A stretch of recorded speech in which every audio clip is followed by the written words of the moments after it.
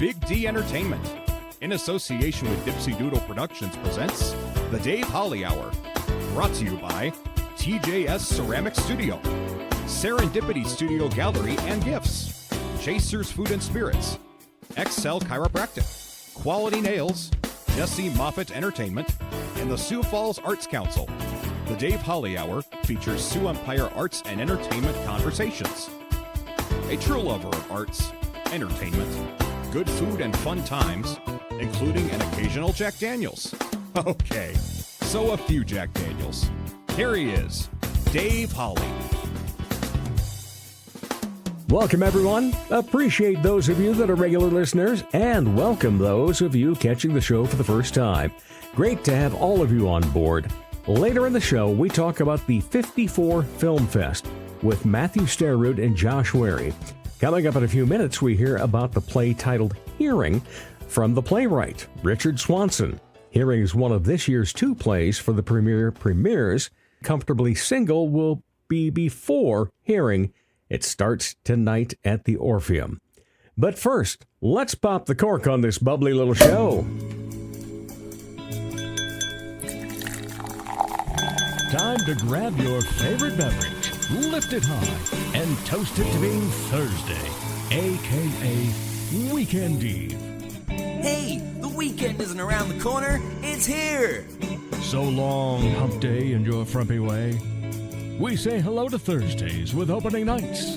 The weekend is near and we can see the bright lights. Yes, Thursday, you're so hearty, we can't wait for Friday, so a day early, we start the party. Whatever you're drinking and whatever you're drinking it out of might very well be determined by where and when you listen. But thank you for listening. My choice, of course, is a Jasper Newton Jack Daniels Diet Coke with a lime. For you, whether it's a cup of coffee, glass of milk, bottle of water, mug of beer, a cocktail, glass of wine, or a flute of champagne, lift it high and toast it to love, seeing as it was Valentine's Day yesterday. I am so fortunate that the one I call my love doesn't just love me, but supports me. She's a supporter of the things that I do, including this show. I also love what I call family. Family members that are friends and friends that feel like family. I love arts and entertainment and love people that have passion for their creativity.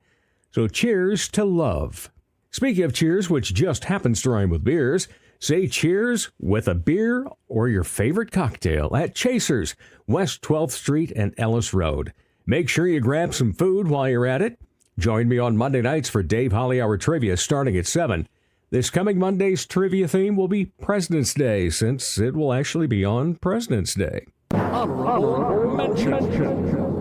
What over the past week made Dave laugh, guffaw, chuckle, chortle, giggle, smile, or maybe even shed a tear of joy? While the next show for the Vaudies is 2 weeks away yet, I've been working on it for the past week.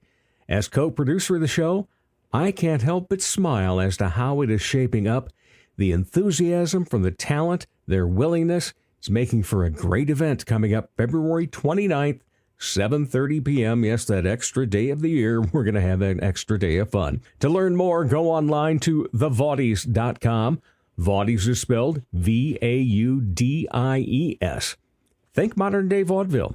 We're on Facebook and Instagram as well. Later, we talk about a unique film festival with two of its participants, Matthew Sterud and Josh Werre.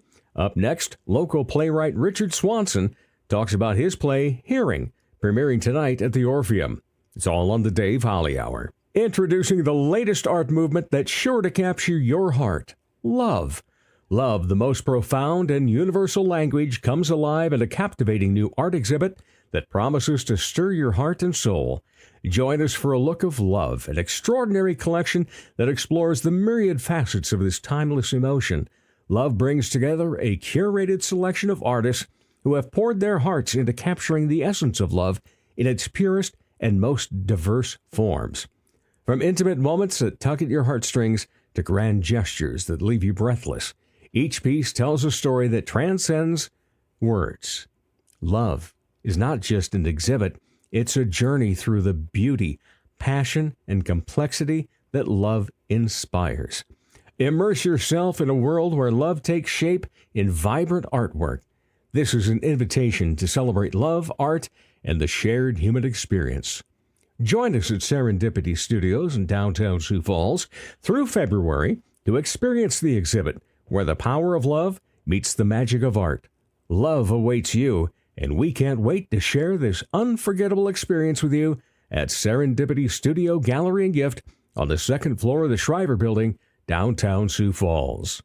Check out the new ceramic studio in Sioux Falls, conveniently located off Kiwanis Avenue on 5th Street. TJS Ceramics, inside Oscar's Mini Storage. We have thousands of classic vintage ceramic mold items and several new items too. TJS Ceramics offers classes, special open studio nights, and completed ready-to-purchase items. Bisque, studio time, or painting parties are available. Visit TJS Ceramics Studio in person today or email tjsceramics@gmail.com for more details.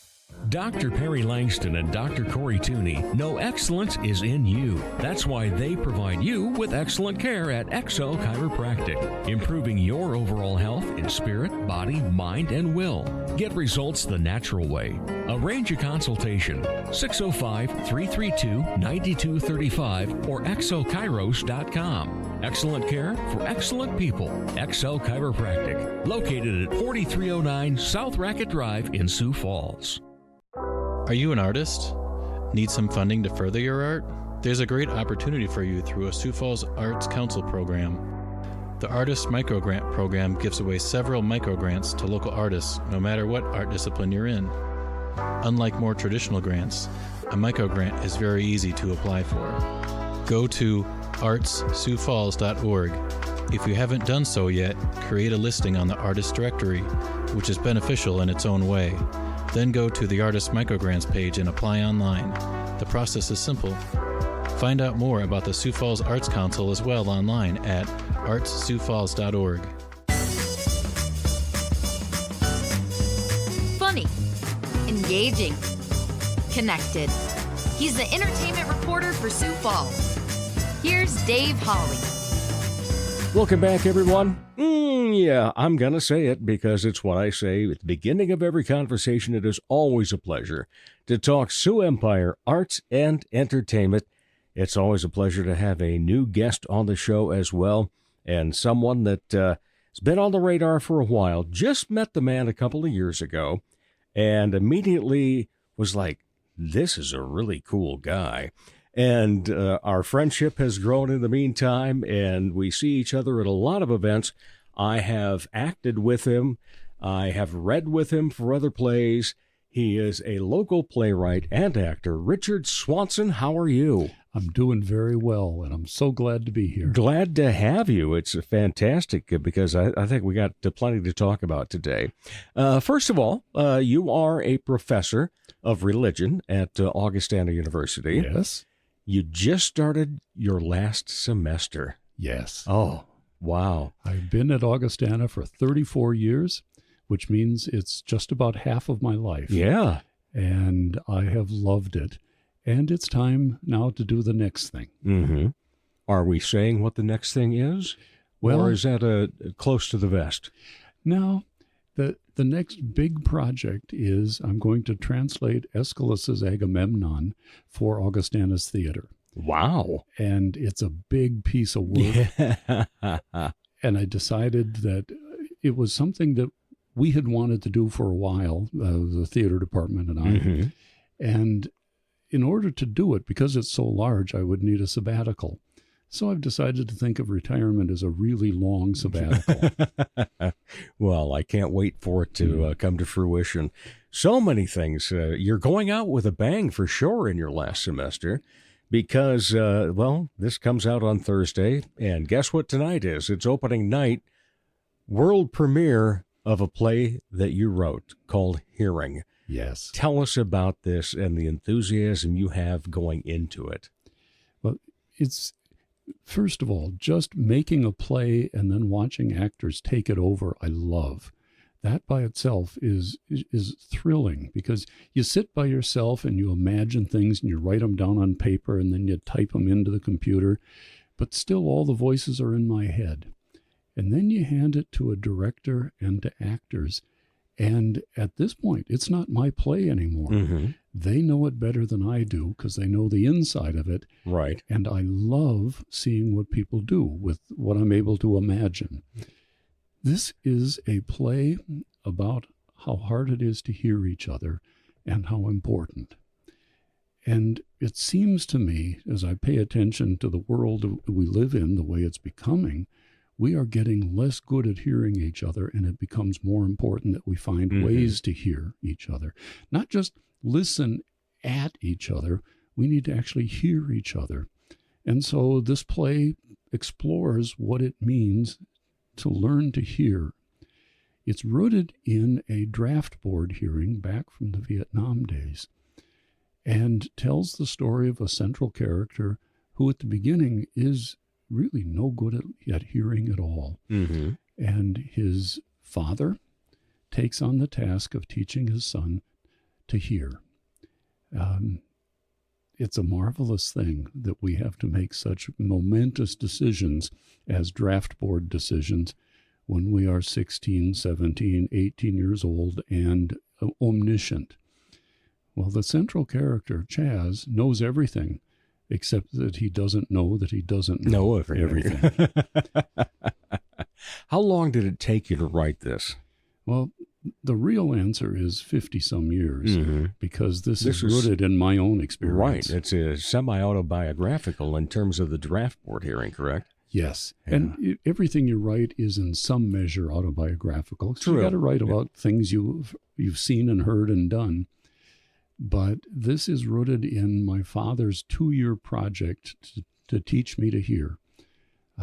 And so in some ways, I've been trying to figure out how to tell the story since those days. But the play itself, I've worked with this theme in lots of contexts over the years because I tell stories to try to figure things out. And I've been trying to figure this out for a long time. But I was working last spring. I was working on a couple of projects, and I learned a long time ago that I have to have 3 projects going all the time. Oh, that's your magic number? Yes, it really is, because otherwise the energy that builds up on a project defeats the project. I need to have places to bleed off the extra energy. So I had a book that I was in the process of finishing. I had a play that'll open at Augustana end of the month. Yeah, we're going to get to that as well. That was in the late stages. And I always need a project that I'm just starting. And when the Premier Playhouse announced the Festival of New Plays, I figured maybe this is the time to try writing the story of the hearing. And so I sat down, and it came out of my pen really quickly. I was surprised. This thing was really ready to come out. So the actual writing process was very short, but the percolating process, the cogitating process was 50 years long. Yeah, amazing. Yeah. And of course, Premier Premieres is how we met. Yes. In the first year, we both ended up in the play written by Mo Hurley. Yes. And the first time we ever read together was the first time that I had met you. And that was at a coffee shop before we went somewhere to read and so forth. And the process of the Premier Premieres, for those that don't know, is something that was started just a year back. And what takes place is the Premier Playhouse then is opening their doors to local playwrights to submit basically kind of a 1-act or around an hour length of play. And then from there, and they typically get, more than double digits in terms of the submissions, they narrow it down to 5, and then those 5 plays are all read in one day in front of a panel of 3 judges, and it is open to the public. But the thing that you will find is if you go there, they can stand up to read their part, but there's no blocking. There's no acting per se other than just reading the play. And, of course, what makes it even more fun is basically you get one rehearsal prior to this. And so it's based on the play, what the judges decide. And that's so fun. And to see who makes it, I'm not going to say who doesn't, because trust me, if you wrote a play, you did well. And if you got to the final 5, you did even better. If you get to the final 2 that get produced as full productions, congratulations. And so congratulations this year to you. Thank you. But what a process. And, last year, getting to act with you on stage was a pleasure. And getting to know you more was a great deal. And so then when you asked me to read for you this year, it's like, oh, yeah, not a problem. And the ironic thing is, so that makes us 2 for 2, 2 years running then that, we've been associated with plays. We'll let it out there that I was cast in this originally. And but because of the vision thing, and, it's clearing up, but we're recording this on Tuesday. The show comes out on Thursday. In between, I get to have a laser in my eye. So I hope that goes wonderfully well. I do too. I'm all set for it. It'll be round 2 of everything. But the thing that I loved was finally being able to just sit there and concentrate on this. I didn't memorize my lines because about the time that this happened, I wouldn't be able to read. But just from the readings before and going through it, there's a lot that I have memorized and that I think of. And then I think of the way that I would portray that part. And then to listen to your explanation of how some of these stories came to be is just fantastic. So if you are headed to the premieres tonight, tomorrow night, Saturday night, or Sunday afternoon, you are in for a treat.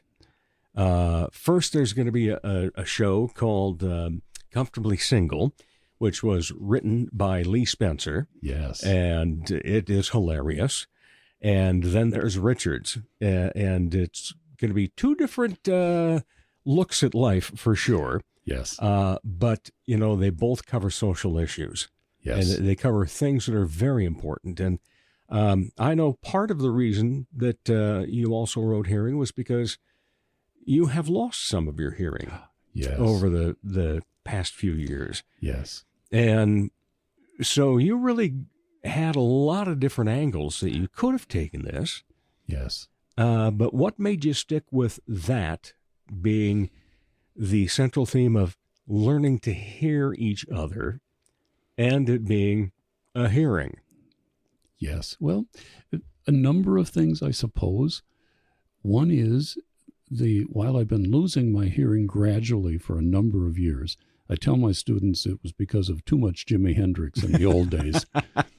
It's not exactly true, but it's a good line. Yeah, it is a good line. I gladly sacrifice cilia for Jimi Hendrix and others. But it was just a year ago, just a little over a year ago, that I completely lost hearing in one of my ears, my good ear. Mm-hmm. And that experience is still too new. I am a slow percolator. I need to think things through for a long time and process them. And that experience is too new. I don't think I could write about it usefully yet.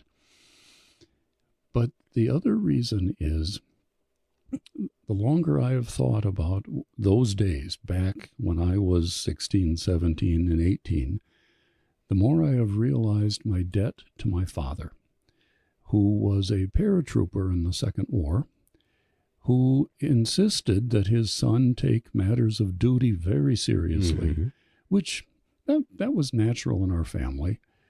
But as I found myself on the other side politically from him, I watched him.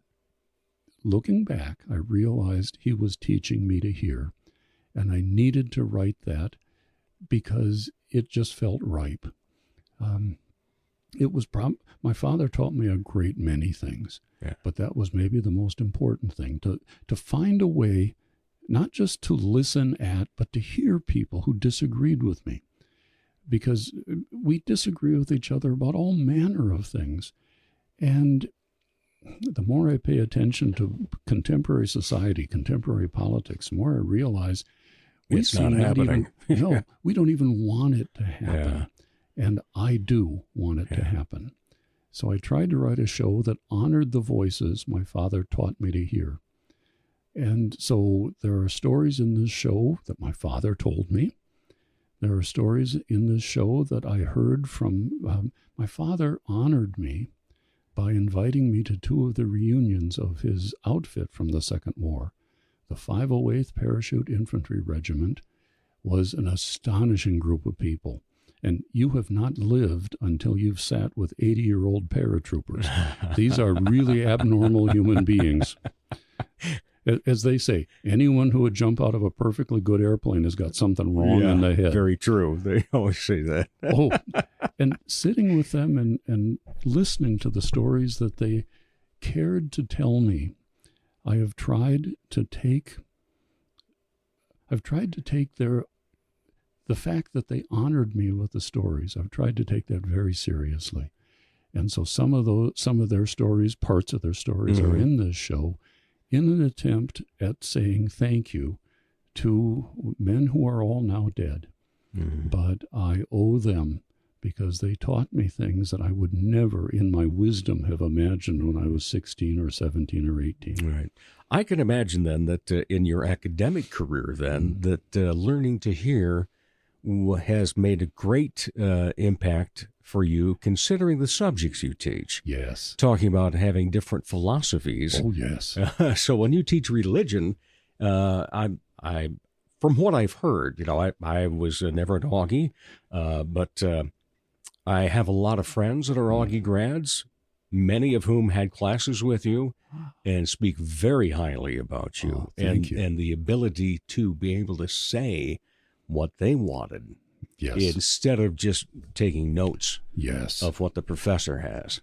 Well, I was lucky. My father was a teacher. His mother was a teacher. Her father was a teacher. I'm at least a 4th generation teacher, probably more. And it's one of those trades that takes a long time to learn, I think. And my father taught me that most of teaching is listening. And therefore, because if I'm not listening to my students, then I'm just telling them stuff, and that's not teaching. That's just telling them stuff. So when I walk in, I need to create a place where I can actually hear them, and then they'll decide if they need to hear me. But if I don't do the first step, they got no reason to hear me. Wow. And teaching religion is so much fun because we disagree so deeply. That's why you have to study this field, because the disagreements are sometimes dangerous. If you structure them right, they're deeply intriguing, but even then they can be sometimes dangerous. Right. And so learning to hear across lines of difference is what I've had to learn as a scholar and as a teacher. Okay. Boy, your career at Augie speaks for itself. But, your career as everything else, as an actor and also now playwright, well, and actually all of that goes back a long way, and we'll get to that in a bit as well. But speaking of Augie then, you have another play that's premiering March about the 2nd or something? It opens on February 29th. Okay. I'm busy. I have my own show that night. Yes. All right. But tell us about this one. Well, this show comes out of a conversation with a former student who has become a dear friend, who is one of the most exuberant human beings that I know, just an absolute delight to talk with. And we were sitting talking at a wedding, and he had just fallen in love with sacramental theology. And he was just thrilled. And if you know Ben Winkler, Ben he's enthusiasm on a stick. He's just astonishing. And he had fallen in love, especially with the phrase, "This is my body." And as we sat and listened, I realized that phrase, of course, is central in Christian theology, but it is also part of every Me Too story I've ever heard. And sitting there, any good story and any good play especially needs clash. There needs to be a collision of some sort that has to be sorted out. And that sounded like the best collision ever. So I started imagining what that story could be. And in the spring of 2022, Grace Alice, Hannah Bashai, and I, Grace and Hannah are students at Augustana now, one of them's an alum, they agreed to be co-writers with me to write the story of 4 generations of women who learned that, well, as one of the characters says on stage, life is never gentle, but never without love and fear. Great line. Oh, I like that one a lot. Yeah.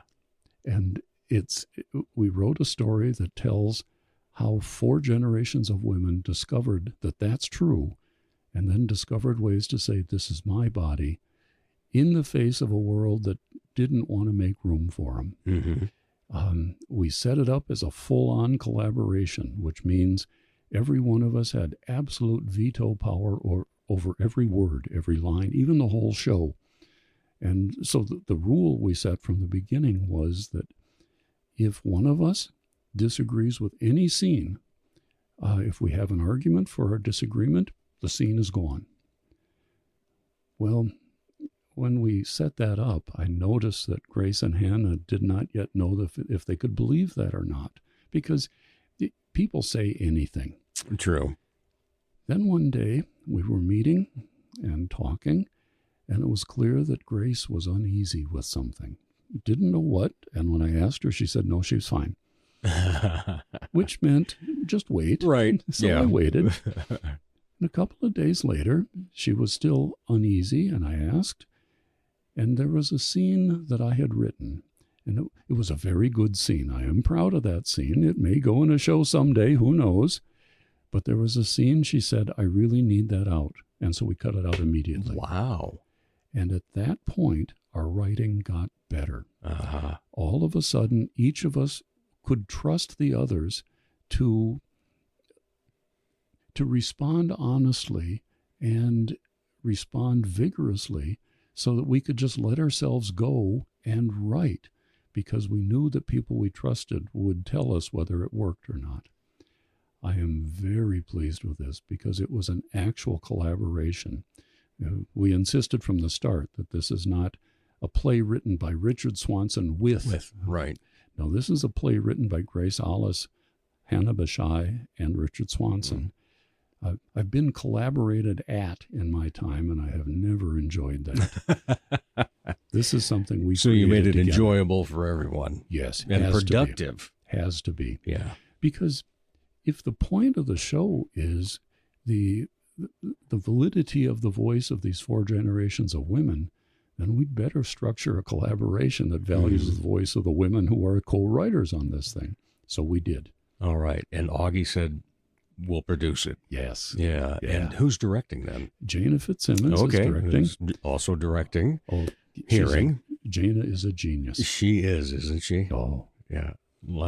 Fantastic, fantastic young lady. Yes. And now a doctor. Yes. Yes. She got her doctorate. That's a fantastic. So, oh, wow. Look forward to that then as well. But let's talk about how this all started for you.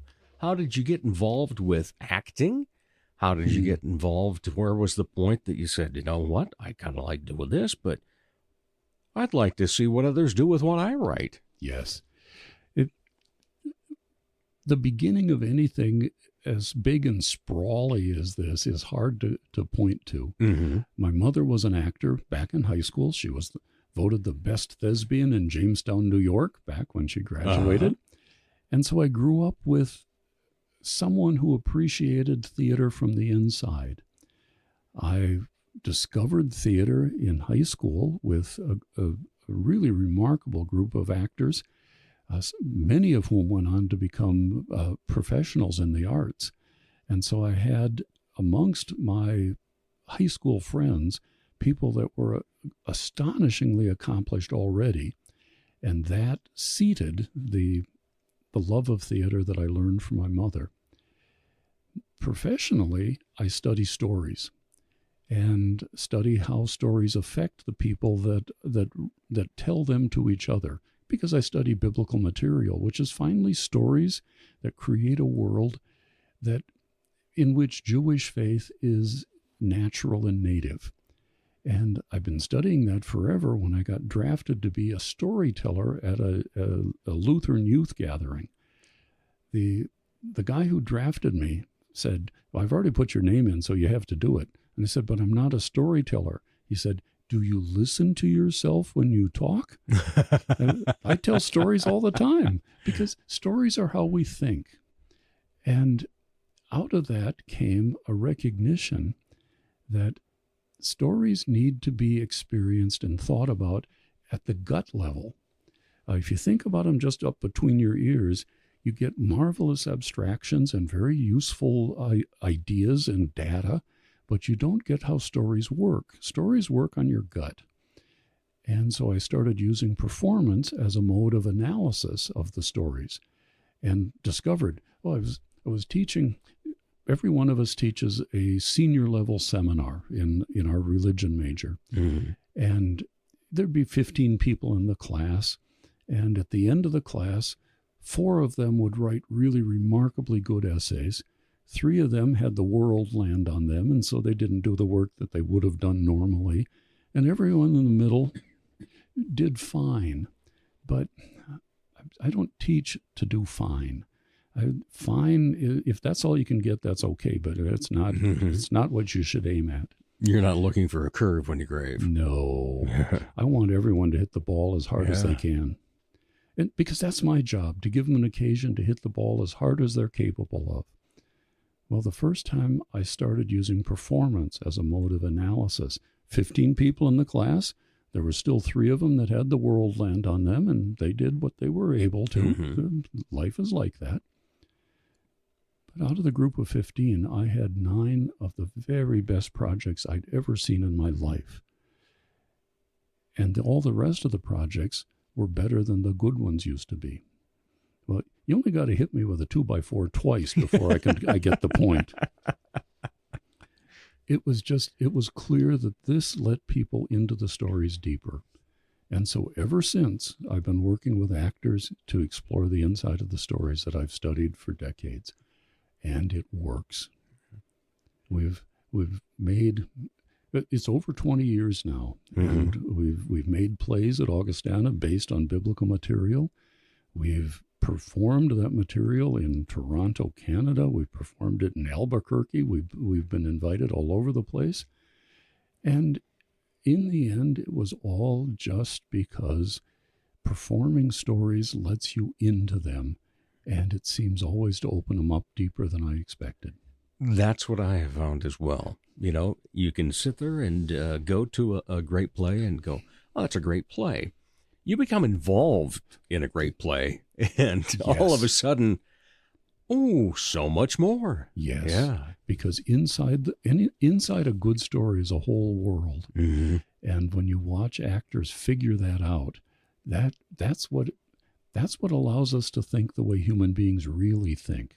We are not merely collectors of data. Oh, we collect data all the time, but that's not all we do. We tell stories about why we collect the data. We tell stories about what we're going to do with the data. And that's where the data comes alive. So as an actor, what has been your favorite role, or what's the one that hasn't come about yet that you would love to play?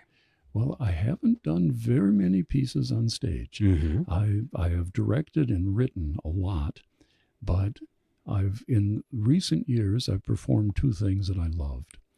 Some years ago, Augustana staged David Auburn's Proof, and they invited me to play Robert. Robert is an aging mathematics professor, and I loved that role. Partly because the actors on stage with me were just brilliant and generous. And that was so much fun, and it's an amazing play. But last year, being in Mo Hurley's play was remarkable. Yeah. Mo is an amazing human being. Yes, she is. And she is such a storyteller. And this beautiful play, The Theater at Night, about a man who has lost his wife, but sees her every night in the theater where they lived their lives. It was it is such a tender and brilliant play. I loved being Albert in that play. And I hope that that play progresses at some point, and maybe even expands to a full play instead of the one act. Yes. And I also wish you the best with this one. And I've already told you that, the opportunity to act in this, if it comes around and so forth, that I would love to be involved in that way. But in the meantime, you did get a very, very talented man to fill in. Oh, yes. Oh, yes. It's a great cast, people. You will love it. And it's just, you're going to laugh in the first play, and there will be some spots where you maybe laugh in the second. And then there's also going to be some history that makes you go, I didn't realize that.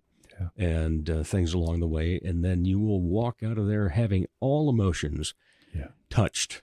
And what I hope above all is that people that remember those days, or people that think about those days, or people that know they live in the shadow of those days, will feel heard when they're done.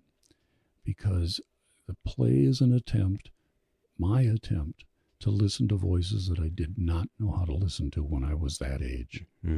Great point. All right. Final two questions. How you answer question number one will determine whether we need to ask number two. All right. So when you were not involved in the arts or entertainment, what do you like to be entertained by? Oh, lots and lots of things. Maybe the thing that has drawn my attention most over the last many years now is cooking. Yes. I love to cook. There's one problem with Facebook. Yes. Yeah. It's the fact you can't taste those pictures that you post. It is such fun. I've been cooking for a long time because I back in undergrad, I became a butcher. I learned how to cut meat. Okay. But one of the things my bosses taught me was you can't sell it if you can't cook it. And so I started learning to cook the things that we sold, and that was a good basis. But during pandemic, my wife works in IT in Augustana, and when the pandemic hit and we sent students home on spring break, a spring break that we knew they wouldn't come back from, because we'd be shifting to online education like everybody did. My wife was on a team with the ed tech and the library tech to reinvent education at Augustana, and they had 10 days. And so what they did was brilliant. A lot of places, I got friends that teach places where the schools set up their panel of experts, outside experts, that came in and told professors how to teach. Oh, that turned out well. Let people who can't teach people who can how to teach. No, that didn't work at all. Well, what they did was brilliant. These three technologists set up a 12-hour-a-day Zoom and invited professors who were rebuilding their classes to join them and ask questions of the technicians all through the 12 hours. And so people would come in and drop in for 10 minutes, or they'd stay for 3 hours. And they would talk with the other professors who had dropped in and with the techies. Amazing. And they reinvented it. But I watched them do this, and it ended up being not just 12 hours a day, but 14 to 16. It ended up being 7 days a week. And while they had 10 days to do it, the process went on for more than a month.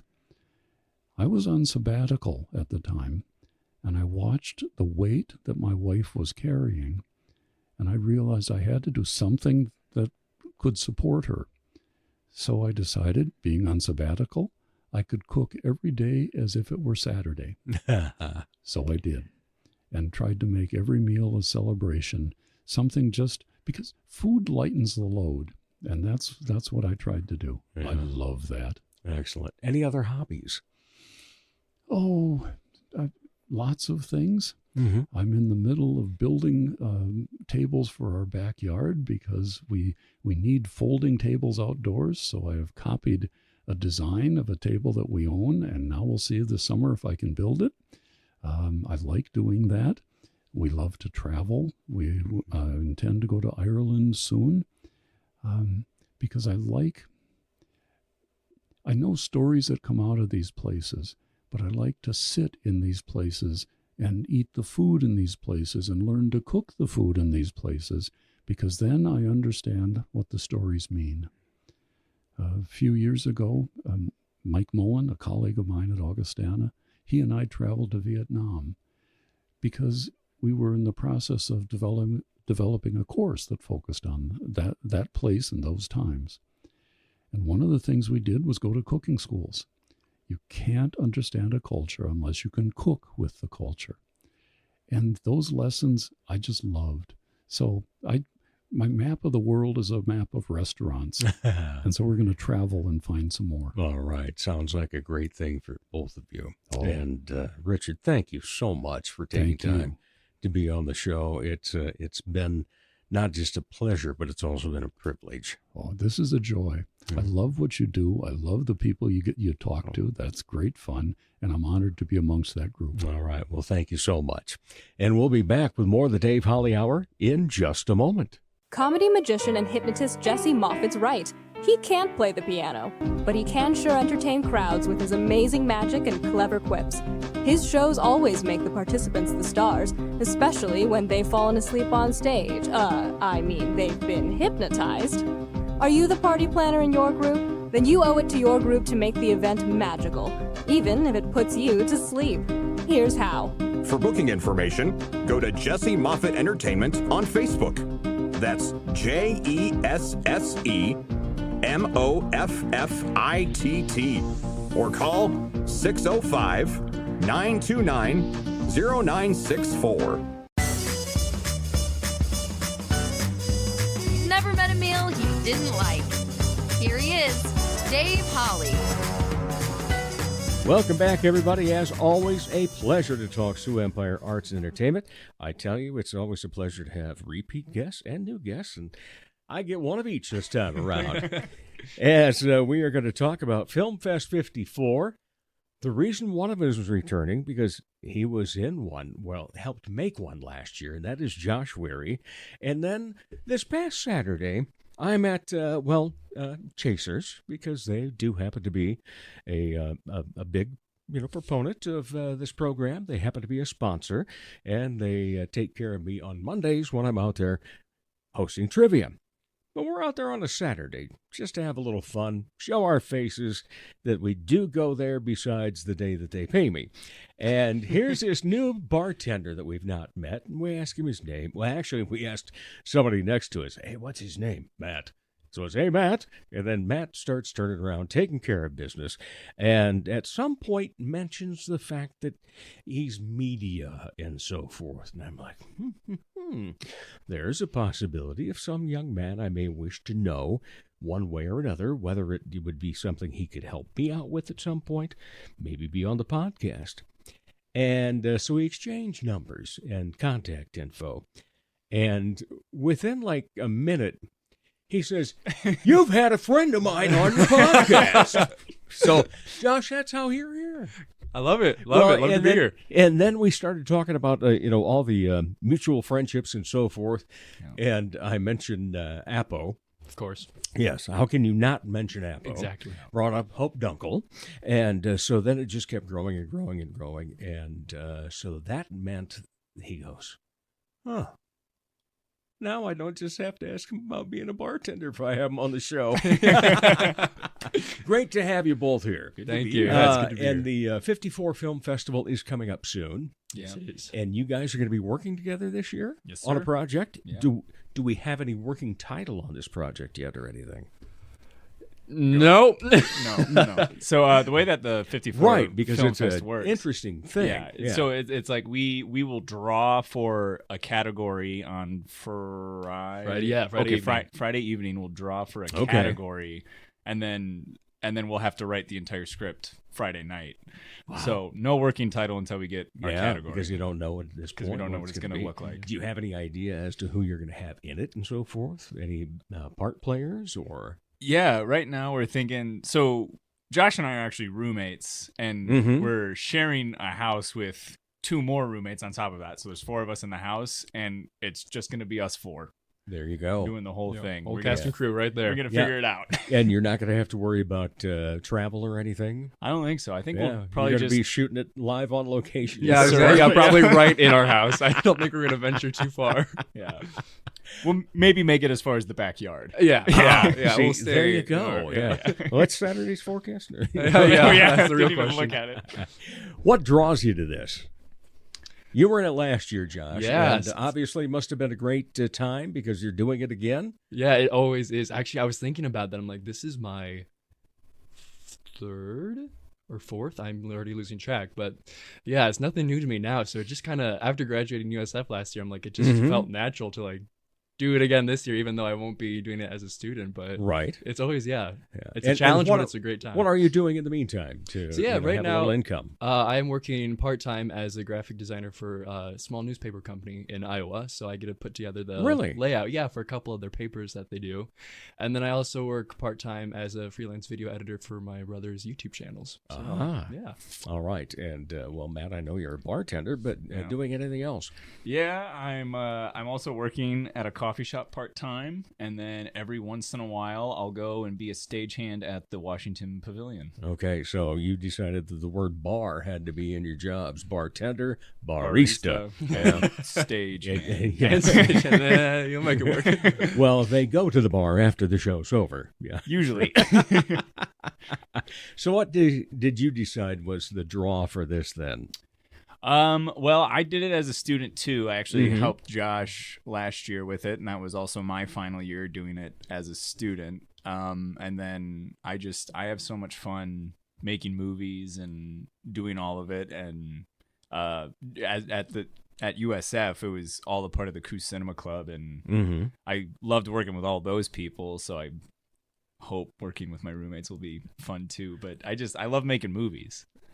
How did that come about then? Like, what age did you go? Was it, somebody gave you a camera in 8th grade or something? No, I wish it was that simple. I think I've just always liked movies as entertainment. I've always been drawn more to movies. I didn't grow up with any like TV or cable or anything like that, so it was just the same like 6 movies over and over again, and that was TV. So I think I just fell in love with the art form and like the language of movies, and then really I didn't think about making them until I came into college. And talking about Apo, Apo asked me to do it. You can't really ever say no to Apo. Yeah. So I started doing it just mostly to help her out, but then fell in love with it. Yeah. For those that haven't made the connection yet, that may be listening for the first time or something, Apo is Apollonia Davalos. And, a lot of people say when she gets there, the party has then started. She has this incredible spirit around her, and you're right, hard to say no to Apo. Yeah. And she's actually like the big producer of this film fest, isn't she? Yeah, she is. She's the one that puts this all together, and it takes place. Is it still in Murfreesboro at Middle Tennessee State University? I think it moved to or Nashville. It is fully in Nashville. I think it's fully in Nashville. Nashville. Fully in Nashville. I just know like it's in Tennessee somewhere. Well, and we're far away from I have family in Tennessee, and if you get to the finals or something, and they're playing it at a theater, I will try to get them to go there. There you go. And we can get the Audience Choice Award. Yeah, tell them to vote for us. Yes, scream, clap, yell loudly. Yeah. Sneaking air horns. I can hear it now. Yeah, that'd be awesome. But there's even a slight possibility of somebody from Sioux Falls being there. Then. Yeah. Yeah. Mm-hmm. Great. Yeah, because I would love to, because we were in Nashville back in November. It was my love's first time ever being in Nashville. And, oh, wow. And she fell in love with it because I got a used bookstore that's like 4 stories high and 800 bajillion thousand square feet. So she had a great time. Yeah, sounds like it. Yeah. All right. So what are you looking forward to with the challenge of this, of getting a category, writing a script? Yeah, I think... Go ahead. Oh, I think this year it'll be fun because it is just the 4 of us. Yeah. Usually with doing it at the Coos Cinema Club, part of the challenge is finding a role for everybody, just because we have so many people involved with the club, which is great, but you want everyone to feel needed and included in everything. But now it's like completely a 180. We only have 4, so like we're all going to be doing a lot more work than usual. I think. Yeah, it'll be fun though. Yeah, we're gonna have to figure out how to get 4 people to do what normally is done by like 10 to 12. Yeah. Usually. So yeah, that'll be a fun challenge to do it, but like also just like the time crunch of it, because 54 Film Fest is just 54 hours. So we'll start 5 p.m. Saturday or Friday evening, and then we're done at, I think it's midnight Sunday. Yeah. So this was definitely a creation coming out of college, that if you're going to be spending overnighters. For sure. Oh, yeah. For sure. You can tell, too. It's got college written all over it. And what are the parameters of it, then, in terms of, how long of a film can you make? Is there a time limit or anything? It has to be at most 5 minutes. At and most you can have 5. 30 seconds of credits afterwards, so... Which for us will be really short because there's only 4 names. Yeah, easy credits. Yes, but you still have to give them credit for everything they did. just 4 names up here.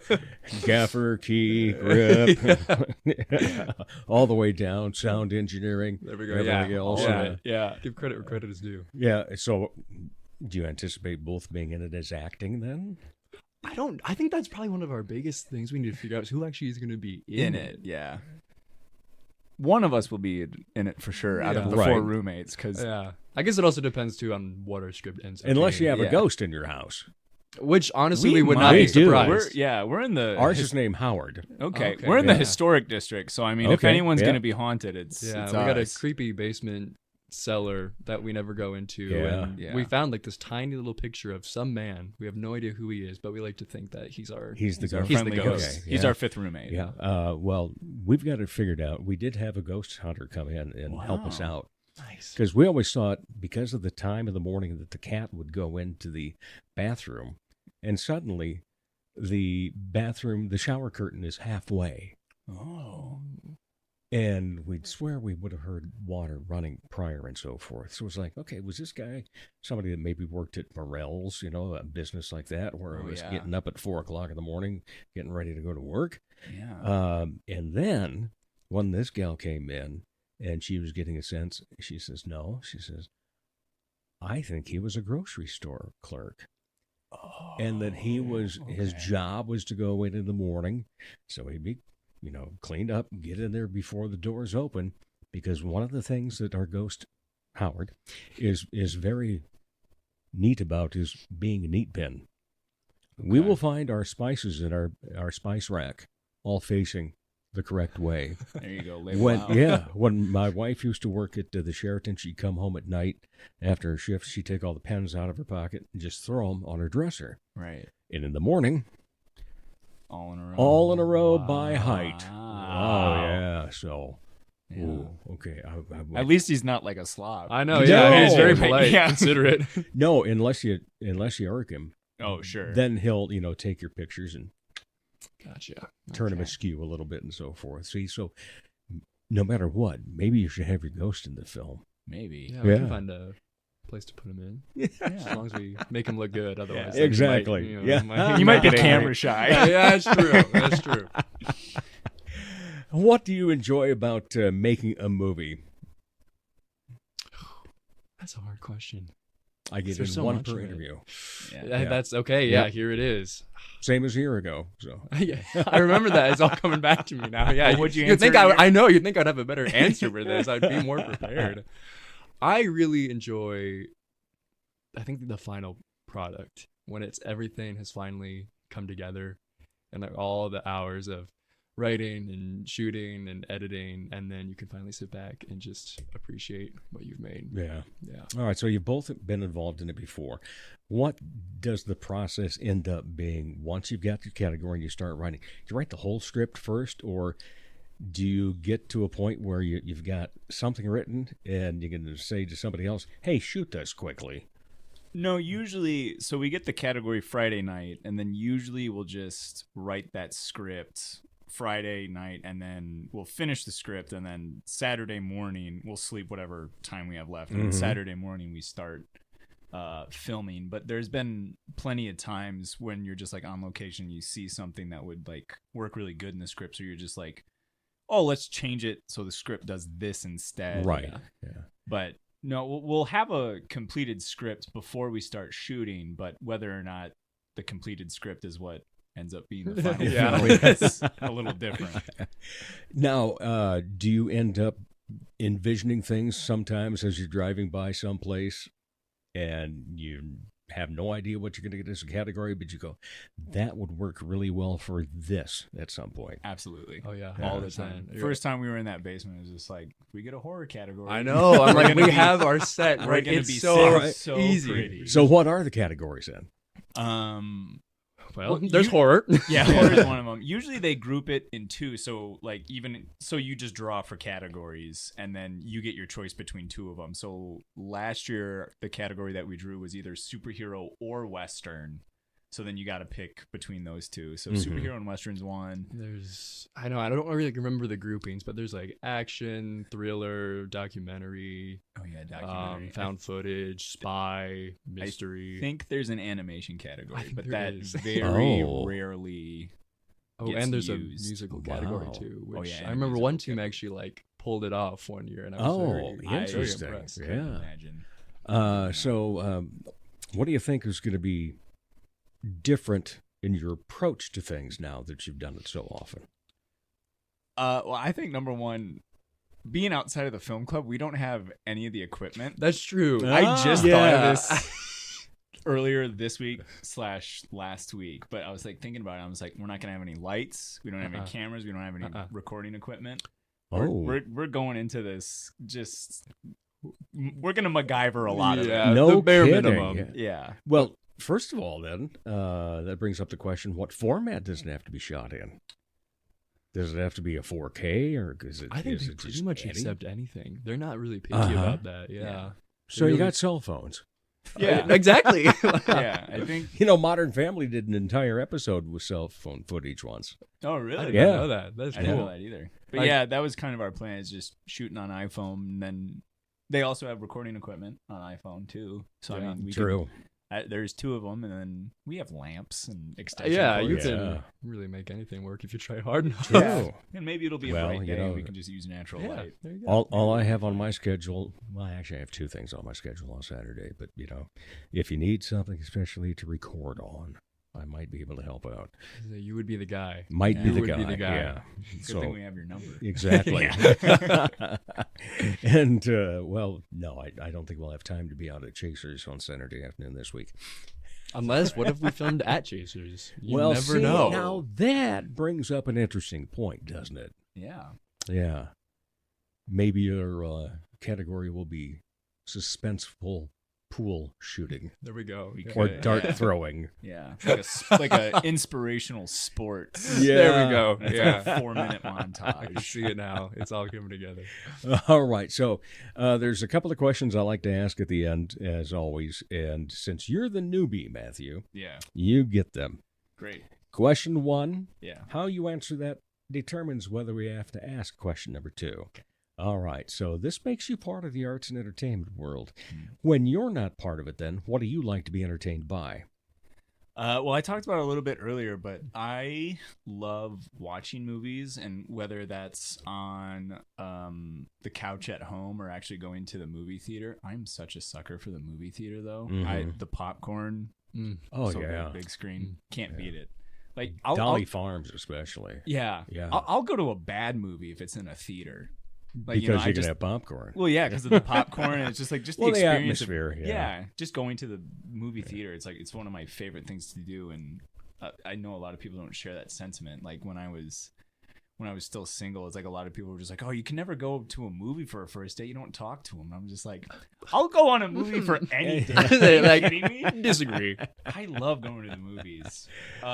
So I that's what I like to do. I like to watch movies, and then I like consuming content about like how they're made. I love watching like special features. That's why I like the physical media of DVDs too, is because they'll always have special features. That's always my favorite. Yeah, that is a good thing to watch. Yeah. And documentaries about the making of. Yeah, and I also like YouTube channels that kind of like dissect how movies are made, or like people just talking about their favorite movies.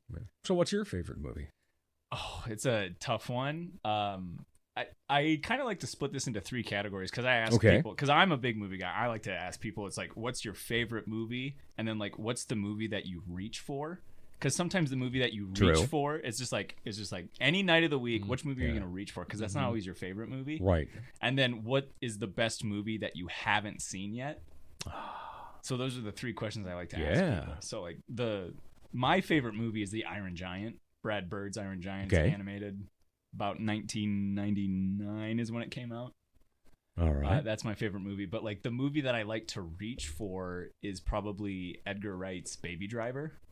Great movie. So good. Yeah. So very well made. And then the greatest movie that I haven't seen yet is DreamWorks' Prince of Egypt. Okay. I'm convinced that is a fantastic movie. We'll have to work on that. See, I have to see that. I have movies that I call my default movies. Yeah. That when they come up on the TV, no matter what point of the movie it is, I'll stop, and that's what I'm going to watch until the end of that movie again. And I've got a few in that category. Lately, Forrest Gump has been on a lot. Willy Wonka, the original's been on a lot. Sure. Willy Wonka is my 1A choice. My number 1 choice for best movie ever, though, A Few Good Men. Oh, yeah. Okay. Yeah. And that is definite default. It's like, oh man, that one just gets me. Just gets it going. It does. Greatest movie I've never seen though. Yeah, that's the one that like. You have to think about that. That is a great one. Actually, I have not seen Everything All the Time All at Once or whatever it's called. That one is really good. good. Everything Everywhere All at Once. Yeah. I have not seen that. I've just seen a clip here and there and so forth. Yeah. All right. So any other hobbies then? I mean, just kind of like the traditional like guy stuff, like video games, TV, hanging out with my friends. Yeah. I've started to get into reading because for my birthday, I actually got gifted a lot of books, which I'm not much of a reader, but I mean, very happy to get books. So I've started reading again. It's a good thing. Yeah, it took me a long time in life to finally read. I would read manuals. I would read, magazine articles about hobbies that I was involved in and so forth. Yeah. But never novels. And man, then somebody gave me a John Grisham book and off to the races we were. Yeah, there you go. All right, Josh, your turn.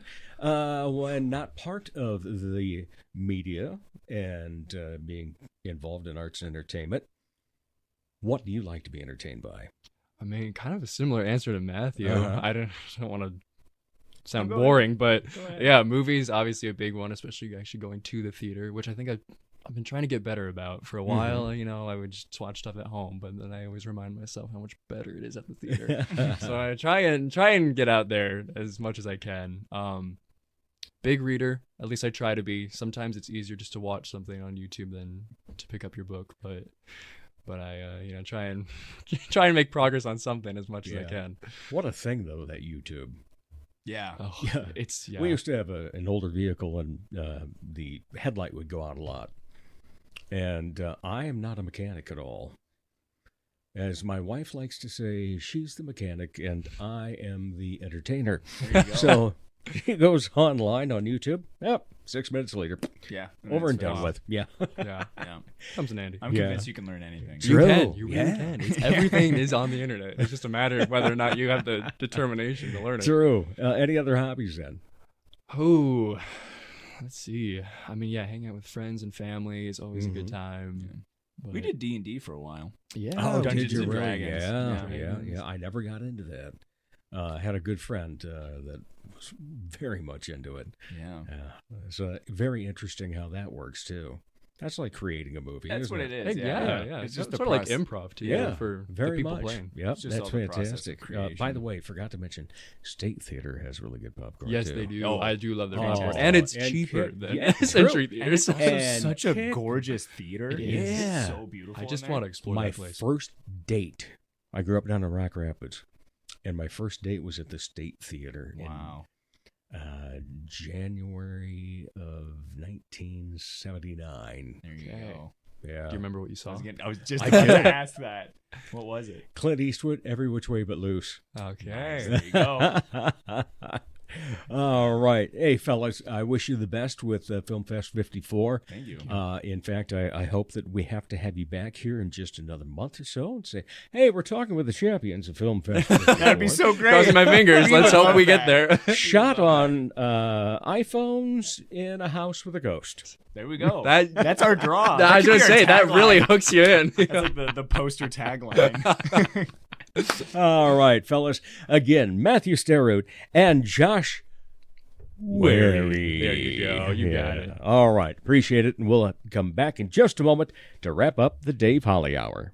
Check out the new ceramic studio in Sioux Falls, conveniently located off Kiwanis Avenue on 5th Street. TJS Ceramics inside Oscar's Mini Storage. Bisque, studio time, painting parties, and finished items are available. Visit TJS Ceramic Studio in Sioux Falls today. Ladies, when it's time to give your nails some love, get that extra special treatment from Quality Nails on South Minnesota Avenue in Sioux Falls.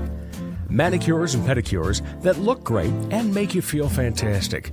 Zaya and Tony provide professional care for your hands and feet, whether you just want the basics or an extra special look with added flair. Oh, and guys, it's okay to treat yourself too. Quality Nails. Call for an appointment. 605-334-1463. For him, every day is a Holly day. Here again, Dave Holly. Thanks again to my great guests, Richard Swanson and Matthew Sterud and Josh Werre. As always, the biggest thank you goes to each of you for your listening, your downloading, and sharing, the following. By the way, if you haven't so far, follow us on Facebook and Instagram. Besides information about the show, you'll find out when Dave Holly Hour Trivia is going on at Chasers. Now, for all 217 episodes, go online, DaveHollyHour.com. By the way, use that search function on our website to look up when your favorite artists have been on before. Listen to any of those previous episodes. As the Sioux Falls Arts Council says, together we art. As Arts South Dakota says, home is where the art is. As I say, put some art in your heart. Remember, I'm Dave Holly, and for me, every day is a holiday. The Dave Holly Hour has been brought to you by TJS Ceramic Studio, Serendipity Studio Gallery and Gifts, Chasers Food and Spirits, XL Chiropractic, Quality Nails, Jesse Moffitt Entertainment, and the Sioux Falls Arts Council. If you would like to contribute to the continued success of this podcast, simply buy Dave a cup of coffee. Go to DaveHollyHour.com and click on the coffee cup icon. Don't forget to stay up to date on the show by following on Instagram and Facebook. The Dave Holly Hour is produced in the Dipsy Doodle Studios by Big D Entertainment. Thanks for listening.